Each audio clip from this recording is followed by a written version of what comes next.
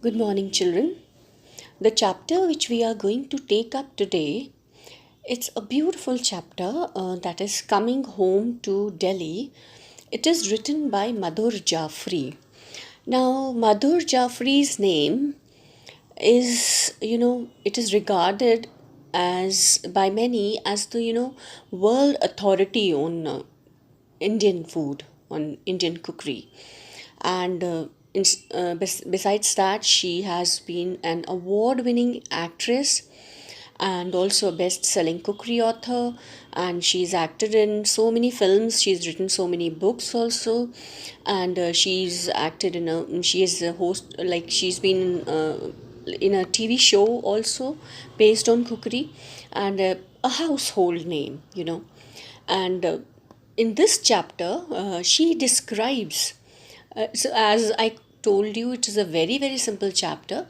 So, she simply describes her home in Delhi long time back when she was a young child. So she describes her lifestyle in Delhi, her home, what they used to do, and she describes the city of Delhi very vividly. And she describes the Mughal connection of Delhi, and the picnics they used to have, the large family which they had when she was young, the joint family. So all these descriptions, they have been done so vividly. When we are going through each and every line of the chapter, we feel like we are living through it. So it will be better that as I read through the chapter, children, you should keep your book open with the you. So when I read through the lines, because this chapter is so simple, it doesn't require much explanation. So we'll be reading together, and you'll enjoy it more if you have your book open with you while I read through the lines. You look at those lines, and see how the words are to be pronounced, and some words which I need to explain. So you'll enjoy it very nicely if you keep your book open with you. So let us begin with the chapter now. It is probably at dawn and dusk. Now, dawn and dusk, as it's given there, it is time. Dawn is the time before sunrise, and dusk is the time after sunset, when the lights, it's not very bright. The sunlight is not very bright. It's just beginning to be there or just ending. So the author says it is probably at dawn and at dusk that Delhi offers the most beautiful part of itself. That means she feels that Delhi looks most beautiful during dawn or dusk. The most beautiful part of itself means the best view, the prime view. No, I remember as a child going away from Delhi and my grandfather's house. So she lived in her grandfather's house, it was a joint family. And she remembers the time when she used to go away from Delhi on holidays to hill stations. When we returned, it was always a night journey by train. My mother would shake us awake as we neared the Yamuna River. So, whenever they returned from the holidays from hill stations, it was always a night journey by train. And when it was morning, so they used to be woken up by their mother by shaking them as they came close to Yamuna River. So Yamuna River is this river which flows through Delhi, and it is from here that Delhi almost begins. So because Delhi lays beyond the Yamuna River, Delhi lay just beyond it. Beyond means after it. Flocks of squawking miners and parrots would be circling the pink sky as the steam train traveled towards Delhi. So, in the evening and in the morning, when while traveling by train in the early in the morning, they used to see flocks means groups, herd of squawking miners, the speaking miners and parrots. They used to circle the pink sky. The sky was pinkish in color in the early morning as the steam train traveled through Delhi, and soon it was time for morning tea. And then it used to be time for morning tea. Now it was a very simple paragraph, and look at the way she's described each and everything. The morning, soon it was time for morning tea, the birds circling in the sky, and it was flocks. So all these words, which we call them adjectives, flocks, and here they would be waken up by shaking. So all these things, they are little descriptions, and detailed descriptions, we say, which add image to the reader's mind. While reading through this, when we were reading this line, shake us awake, so we could see, mother shaking up the children to wake them up.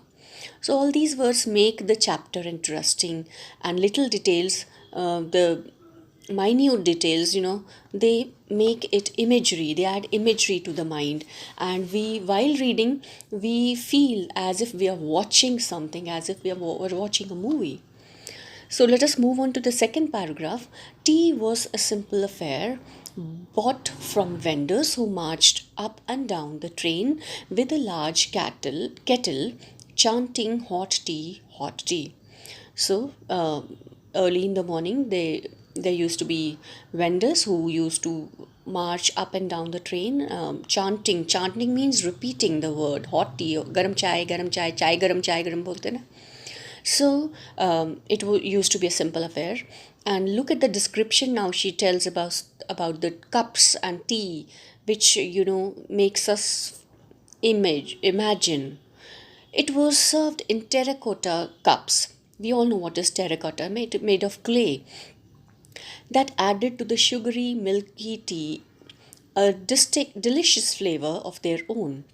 As soon as we had our tea, my mother would pull out her purse and take from it a generous amount of coins. So, after the tea was over, the next routine which the author remembers was always that their mother used to take out the purse, and from it she used to take out generous amount of coins, so many coins. This was a sign that the train was about to go over the Yamuna bridge. So the coins, uh, whenever they got the coins, it was a sign, it was a signal that now the train was about to go over the Yamuna river. Each child armed with a handful of coins. So each child was given some coins, handful of coins. Armed usually words we use for weapons, but now here the children, they were armed with coins. So it is a humorous way of presenting by the author. Would choose a position by the window. So all the children, they used to sit and take their position by the window. We would take one coin at a time and hurl it on the holy currents of the Yamuna. So as soon as the train passed from the Yamuna bridge, they used to take one coin at a time and they used to hurl it, throw it on the holy currents of the Yamuna. So the word holy here adds a lot of meaning to the currents. Currents mean the water currents, because Yamuna is considered as a holy river, and throwing coins into it has some sacred significance. I don't think so. Many of you might have done this, because now these days train journeys haven't become very common. And but when your parents, they were young, they might be able to tell you that this was an affair, this was a routine which they might be doing whenever they went to Delhi, because that time, rivers, they had a lot of importance. Every river was worshipped. It was by throwing coins into it. So, if the coin hit the water, our mother told us, we would be blessed. So, this was the thinking, the story behind it, that if the coin hit the water, then they would be blessed. The river would bless the child. If it hit a washerman beating clothes on a sandy island or the bridge, then no blessings could be expected. So if the coin did not hit the water, or if it hit some island in between, dry island, or somebody else, then they could not expect to be blessed. We would try to get our blessings as quickly as possible, because the approaching city called for our full attention. So they used to do this task very fast, because the approaching city, the Delhi city which was approaching them, it called for their attention. They wanted to see it because it presented a beautiful view with the sun raining gold on it. Now look at the beautiful phrase used here, raining gold on it. So the sunlight which was just coming up, it used to rain gold. The golden sunlight used to fall on the city. So we can learn this phrase and use it whenever we feel like. The domes and minarets of the 17th century Mughal capital. So the sun used to paint these minarets of the 17th century Mughal capital with gold. Look like they might be a miniature paintings. And these minarets from the bridge, from the height, from the train, they look like a miniature painting. Miniature painting is like small paintings. It used to illustrate the scriptures, the holy scriptures. Small paintings were there. They were called as miniature paintings. This was my city, the city where I was born. So this line shows that the author is very close to the city, and she calls it her city, the city where she was born, and the city of my ancestors. Her ancestors, her father, her grandfather, and forefathers, they all were born there. My heart invariably skipped a beat when I saw it. So whenever she saw the city, her heart stopped beating for a moment, because of that emotion, which came out when she saw her city. Delhi, India's capital, is a combination of many Delhis. So now she describes, in this paragraph, she's going to describe the city of Delhi. So she says that it is a combination of many Delhis. As different rulers came there, they just let the whole city down, and they built their own Delhi over it, using the stones of the previous Delhi only. And this way, many Delhis were built one after the other as different rulers came there. For the last 1,000 years, as rulers replaced each other, one Delhi was torn down to build another, often with the stones of its former self. So rulers, they build their own style, they build their own Delhi whenever they came here, and using the stones from its former self. Former self means the earlier one. We have two words, former and latter. Latter means the second one, former means the previous one. One of Delhi's conquerors in the last millennium, the Mughals were known for their great wealth and taste. Now she describes Delhi. Whenever we talk about Delhi, Mughals and Delhi, they seem to be synonymous. They seem to come together as if they are linked, because Mughals ruled over Delhi for a long time. Many Mughal rulers, they ruled over Delhi, and they had a big impact on Delhi. If we go to Delhi, we see Mughal style of structures built there. So many structures like Qutub Minar and the Red Fort and so many other tombs and all that. So they were built by the Mughals, one or the other Mughal ruler, and they left an invariable impact on the city of Delhi. So and we know that Mughals, they were rulers of great wealth. They had a lot of wealth and taste. Taste means they had a living lifestyle, a good lifestyle. And they built two cities, of which Shah Jahanabad, now called the Old City. So they built two cities, and one part which is called the Shah Jahanabad, which is now called Old City, became the seat of the Mughals, famous throughout the ancient world as the seat of the Grand Mughal. So it became famous as the seat of the Mughals. Coming from distant places, these rulers, longed for their food and climate of their home. So the author says that these Mughal rulers, they came from far away places, distant places, and when they came here and they settled here, they of course missed their own land. They must miss their food and their climate.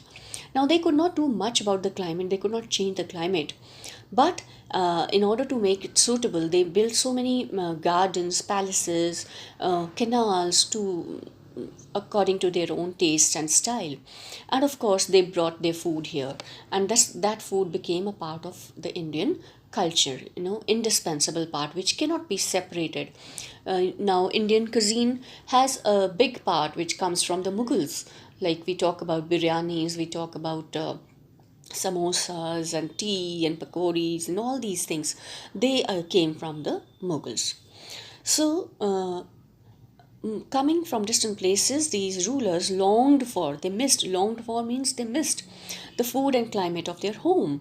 They could do nothing about the weather, but they built gardens, water tanks, and canals. The Mughals carved marble canals. So they make carved marble canals, canals which were made of marble that went through their palace bedrooms, canals that went through their bedrooms also. They lived in such a grandeur in that time also. We could not imagine, a canal, a swimming pool in a bedroom. And they ate their own food.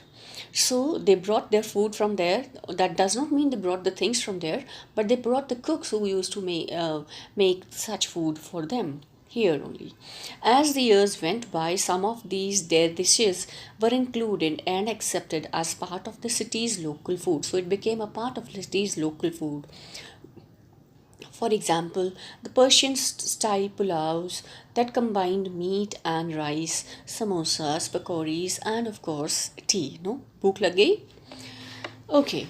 Now, in the next paragraph, the author describes her family life, how they used to live in their grandfather's house, the picnics they used to have, the lifestyle at home, the women, the place of women, the place of men. So let us move on to the fourth paragraph. At my grandfather's house, the men in my family learned Persian poetry and ate delicate kebabs. So she says that the men, they got the chance to learn Persian poetry and ate delicate kebabs. Kebabs is one of the meaty dish. No, the women, though allowed some education, so women were allowed some education, not that much, were kept at home for most of the time. So women did not get much opportunity to go out of home and do something for themselves. So they were confined to the home. When they played tennis, the entire court was cleared so that no one could see them dashing about in flowing saris and tennis shoes. So, it was that time a very conservative type of families. So women, they were not allowed to move out much, and whenever they move out, especially the Muslim women, they had to be in a parda. So the women of the family, whenever they played tennis, the entire court was cleared. That means no men were allowed there, and so that nobody could see them playing in saris and shoes. No. On cold winter evenings, a wood fire was lit in the drawing room, where three benches stood in front of the fire. So she describes winters in their house. Fire was lit in the drawing room, in the fireplace, and three benches they were placed before in front of the fire. And it is here the children of the family, about dozen of them, they sat and they played word games. Behind the benches was a circle of sofas and a large chair. So behind the benches there were sofas where the elderly people used to sit, and there was a large chair where grandfather used to sit. It was from here that grandfather held court. Held court means he spoke to he was like a king of the family, and he spoke to the members of his court and members of this family whenever he had to talk about something. He loved to lecture his grandchildren on Delhi's history. So, this was his favorite topic. He used to tell the grandchildren about Delhi's history, and his best opportunities came at family picnics.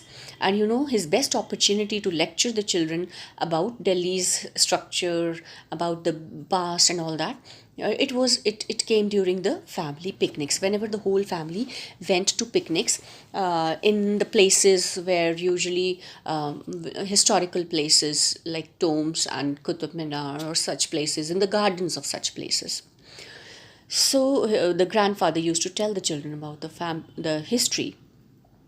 These were held in winter or during the monsoon season. So the picnics were usually held in winters or monsoon season in a well tended garden. Well tended means well looked after, a carefully kept garden of the 17th century tomb or 12th century palace. So usually these picnics, they were held in the gardens of a tomb or a 12th century palace, a palace, in the gardens of a palace. The entire family would go on a picnic during my childhood. It never occurred to me that that families could come in smaller sizes smaller than 30 people. So author says when she was a child, it never appeared to her. She never thought that families could be small also. So it because she was used to seeing large families, because that was a time when joint families, they were in trend. Now we have nuclear families. We Because of the works the work and all that, people move away from their families and they'll make up separate families, so we have very small families. But that time, families used to be together. So she says they had 30 people in the family, swelling easily to a few thousand at the mention of a wedding. And whenever some functions were there, like weddings, or this number rose to a few thousand, and that was just a family. Preparations for the picnic would begin early in the morning. So now she describes picnics. Children, you might be missing picnics and all those things nowadays, because, because of the pandemic, you people missed the picnics which we used to go in these months, no? So, so let us hope for the best. Preparations for the picnic would begin early in the morning. Potatoes in a hot tomato sauce, golden puris, warm moist meatballs, and jars of pickles would be packed along with fruits in large baskets. So look at the description.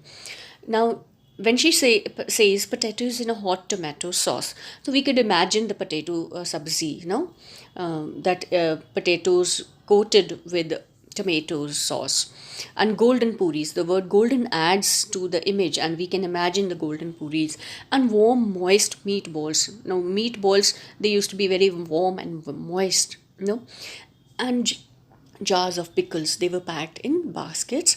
Two cars would stand ready, gleaming in the sun. Gleaming means shining. And they used to go in a car, and two cars were used to stand ready for the picnic. And 30 people would fit into uh, two cars. So let us see how the art of getting 30 people into two cars had long been mastered. So they had actually learned the art of fitting 30 people into the two cars. So let us see how they used to sit. The first layer consisted of short ladies and teenagers. So firstly, short ladies and teenagers, they used to sit, and then on their laps went the second layer consisting of 10 or to 12-year-old children, and the third layer consisted of all those below the age of 10. So in three layers they used to sit. First the ladies and the teenagers, then on their laps the 10 to 12-year-old children, and then on their laps the children below 10 years. The tall men sat in the front seat. On their laps sat the 10 to 12-year-old children, holding the baskets and pots that could not be stuffed into the trunk. And this was the first seat description. Now, once we reached the gardens of the Qutub Minar, the children would rush to climb the sandstone tower while the picnic was laid out. So, as soon as they used to reach the Qutub Minar, children, they loved going up the stairs. They would rush to climb the sandstone tower. So, look at the word sandstone used here. It is an adjective here, and it adds to the image. And she says, while the picnic was laid out, while they used to lay out the picnic food on a large cotton sheet. So look at this cotton sheet. Now, on a large sheet, would have been very simple, but the word cotton has added to the image. So these are little details which makes this chapter interesting. Once we saw all the food laid out, we would thunder down the hundreds of steps. So once the food was ready, children they used to rush down noisily. Thunder down means rush down noisily, jostling and competing to get there first. They used to jostle. Jostle means pushing each other aside, and they used to come down to and in the form of a competition get there first. Children usually enjoy like this, no? The foods and places of my childhood can still be found in Delhi. Now she recalls her childhood and she says, those places, those foods which we used to enjoy while we were children, they are still there in Delhi. Mornings still start in a haze of familiar smoke sent skyward by millions of stoves and cookers. So she says mornings are still the same. They still, when the city gets up in the morning, we can still see the city in a haze, in a dust, smoke, and all that, which comes from the stoves and cookers, which cook food for the schoolgoers, the office goers. So, in those early hours, potatoes and peas are combined with ginger, turmeric, and green chilies. Again, a lot of detail added here.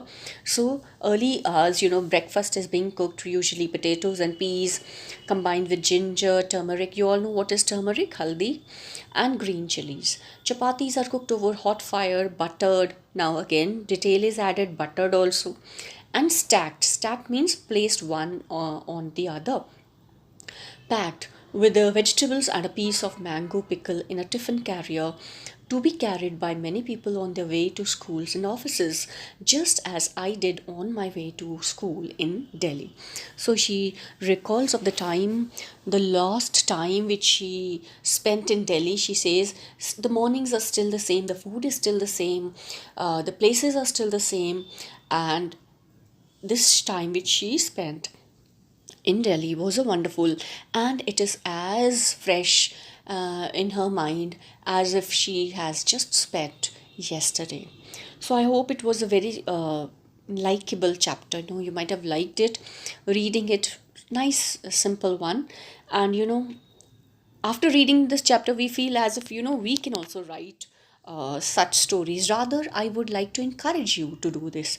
If you have any sort of memories of your childhood, you're still children of course, but any memory, maybe the time spent in your grandmother's house, nannies or daddies, or some vacations, so you can just sit back sometimes and take out a piece of paper and jot it down nicely.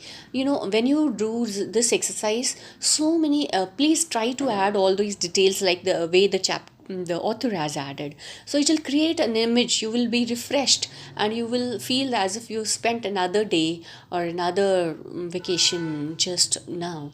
So thank you and have a nice day.